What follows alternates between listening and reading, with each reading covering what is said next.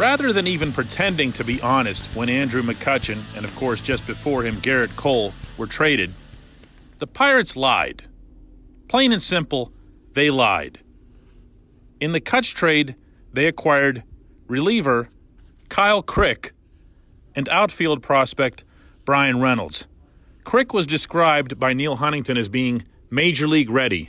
They gushed about his velocity, about his multitude of pitches, and about how he could work out of the back end and support Felipe Rivero.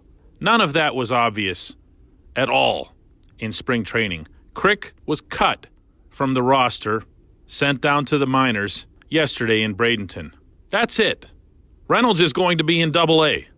The Pirates have nothing to show for the Kutch trade going into the 2018 season other than, of course, the money savings, which presumably they'll be using to offset the losses, the massive losses expected in attendance. This is how they operate. This is what they're about. They make moves based on fear, based on pettiness, based on, payroll. But we took the players that we felt put us in the best position to win games early in the season. This decision was about a longer-term view with the attempt to keep our short-term in a similar area. How much simpler would it have been? How much cleaner? How much more forthright had they just told the fans, look, we're moving on. We can't afford this player.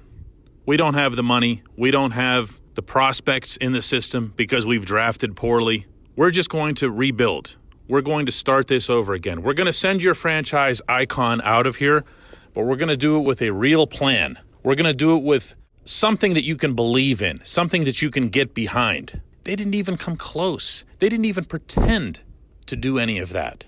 What they did was send out Andrew McCutchen, Pittsburgh's generational baseball player, get next to nothing in return, certainly not toward the 2018 team, and try to sell everybody on this bizarre concept that it was to help them win right away, while at the same time holding on to a lot of their current higher-priced veterans to maintain that same ruse. What is wrong with these people? What is wrong with the people who are still supporting this front office? And yes, they exist. How much more obvious can this be made for everyone? I'm Dejan Kovacevic. This has been DK's Daily Shot, sponsored by Schneider Downs.